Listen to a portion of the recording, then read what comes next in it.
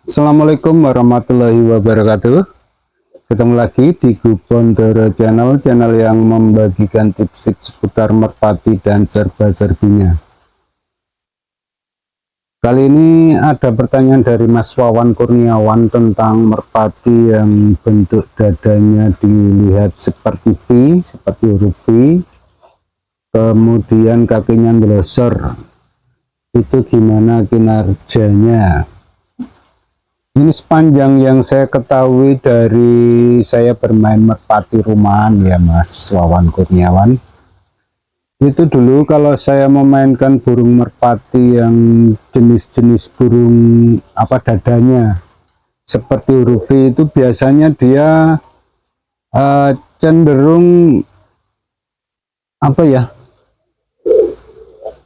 kayak arak sampai seperti mau nenggel ya, seperti mau turun di atas kepala itu. Jadi dia antara jam setengah 12, jam 11, setengah 12, jam 12 itu dia biasanya turun. Dan itu biasanya dia kayak neken gitu ya, kayak gitu.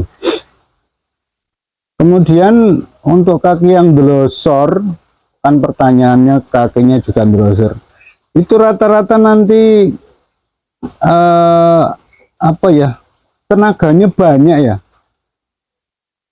Bisa juga besar dan juga banyak. Artinya besar itu dia kuat gitu ya, kayak orang itu kuat sekali gitu. Kemudian kalau yang dimaksud banyak itu dia staminanya bagus gitu. Artinya stamina dalam saat breeding itu tentu didukung dengan pelatihan ya. Ini saya menceritakan burung yang kalau rumahan itu kan gampang pelatihannya, walaupun dia nggak giring, dilepas dia tetap pulang. Beda kalau di kolongan kan harus dalam kondisi giring supaya dia nggak kemana-mana. Tapi kalau untuk rumahan kan dia walaupun nggak giring dia cenderung pulang ya, insting pulangnya lebih besar. Nah, itu biasanya gitu. Dia begitu turun misalnya jam setengah 12 atau jam ya setengah 12 lah. Biasanya itu setengah 12 yang saya perhatikan itu. Dia akan kayak nonet gitu ya, kayak neken gitu. Dan itu nanti biasanya saat di bawah dia tidak ngeper biasanya. Untuk burung-burung yang kakinya delosor itu biasanya nggak ngeper. Biasanya rapi atau cenderung agak kasar. Itu yang saya perhatikan. Kemudian untuk tenaga yang banyak, yang kalau untuk manusia ya kayak stamina, kalau misalnya dalam hal lari misalnya ya 50 km per jam itu terus dia kuat terus gitu ya, maksudnya itu yang dimaksud dengan tenaganya banyak. Sampai bawah itu cuma fuk gitu. Itu biasanya. Walaupun dia bentuk dadanya bulat biasanya begitu. Untuk burung-burung yang di kolong, apa ya gerak? Untuk burung-burung yang di kolong itu untuk jenis-jenis yang V kemudian kakinya delosor, saya punya satu ini ya Mas. Ini saya baru beli. Burungnya kemana ya? Waduh, kok nggak ada. Wah, di atas ini kok. Tunggu ya teman-teman ya. Saya tangkap dulu. Wah, nggak ketangkap ya teman-teman. Malah naik ke atas sana. Padahal hujan malah naik di atas genteng. Karena tadinya di palangan gitu, malah dia naik.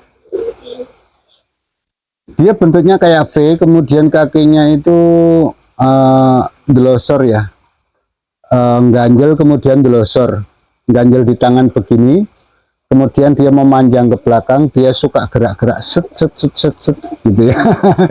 Itu kalau pemahaman saya, kalau untuk rumahan itu burungnya itu tenaganya bagus itu. Saat dia terbang, saat dia turun itu bagus. Sprintnya ada, kemudian untuk turunnya juga bisa gitu ya. Wadah ngelosnya juga panjang gitu.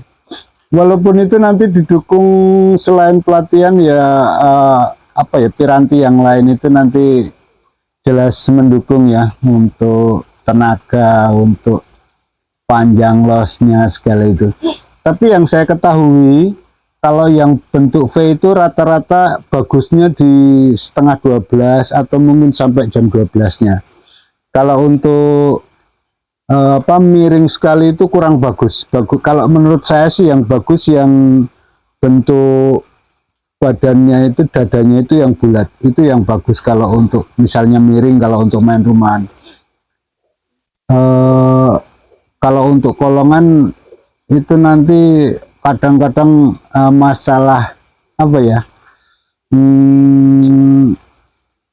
insting tarung, kemudian mentalnya juga mempengaruhi. Kalau rumahan mental itu bagusnya kalau pas dia metal itu ya, pas dia misah tinggi sekali kemudian misah turun itu. Tapi kalau untuk kolong kan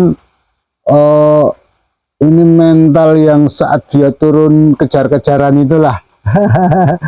Kadang kalau mentalnya nggak kuat, di bawah ngiris, di bawah tinggi sekali sampai di tengah-tengah, itu nanti faktor genetik yang kita nggak bisa ketahui ya. Kita cuma melihat dari penampakan fenotipnya lah, fenotipnya aja. Jadi yang kasat mata. Kalau saya nggak mampu beli yang terah-terah itu, jadi saya cuma berdasarkan pengalaman, kemudian pelajaran dari senior-senior dulu waktu saya pertama kali bermain burung waktu kecil, dikasih tunjuk, oh ini begini, ini modelnya begini. Nah itu terus nanti saya buktikan, walaupun kadang-kadang saya beli orang bilang itu nggak bagus, saya coba saya beli kinerjanya bagaimana sampai ketinggian tertentu dia masih bisa turun atau enggak, itu semua saya coba dulu ya, walaupun kadang-kadang istilahnya nggak komplit pengetahuannya, tapi saya coba bagikan buat teman-teman. Dan untuk Mas Wawan Kurniawan itu yang saya ketahui. Jadi bagusnya, atau kalau V itu memang kinerjanya bagus di jam setengah 12 dan mungkin juga sampai jam 12. Kalau saya nyobanya dulu cuma sampai jam setengah 12-an lah, karena kalau rumahan kan kalau tinggi kan dulu-duluan turun istilahnya ya, dulu-duluan turun, jadi begitu kelihatan burungnya sebisa mungkin ditarik. Kalau apalagi kalau musuhnya kita tahu, wah sana kenceng itu, wah dilemparin pokoknya gimana lah caranya supaya burung itu buru-buru turun, jangan sampai dia ngikut ke rumah teman, rumah musuh gitu ya. Nah, biasanya kalau untuk yang V itu, kalau untuk main di depan, misalnya kita posisi di depan itu, saat misalnya burung itu ketinggian, terlalu tinggi maksudnya ya, kemudian kita di depan, jangan sampai ke bawah ke belakang, itu diklepek, itu biasanya nanti bagus sekali untuk di jam setengah 12 itu bisa menekan gitu, cut gitu. Kalau yang kakinya drosser ya, kalau yang nggak drosser biasanya ya pek gitu. Itu ya Mas Wawan Kurniawan dan juga teman-teman, mudah-mudahan pengalaman saya ini juga sama dengan pengalaman teman-teman. Kalau yang belum pernah berpengalaman masalah burung yang V kemudian kakinya drosser, semoga ini bisa jadi bahan referensi saat pemilihan burung, baik di pasar ataupun misalnya di rumah teman. Beda ya kalau kita ngambil di peternak itu secara hampir 90% lah itu istilahnya faktor genetik menentukan, karena biasanya sudah ada pengentalan gen lah, sudah line breeding, inbreeding, kemudian dikroskan lagi. Dan juga kalau untuk peternak jelas sudah paten lah, kalau misalnya ini sifatnya gini, ini karakternya kayak gini ya, itu biasanya di anak-anaknya begitu. Dan biasanya peternak juga berani menjamin ini karakter burung ini begini, kalau nggak begini pas kasih pulang nanti saya ganti, biasanya gitu. Kalau saya sih hampir 100% itu nyarinya di pasar. Jadi cuma berdasarkan pengalaman, feeling rabaan juga menentukan. Oke, begitu ya Mas Wawan Kurniawan dan juga teman-teman sekalian. Semoga ini bermanfaat. Akhir kata saya ucapkan terima kasih. Wassalamualaikum warahmatullahi wabarakatuh.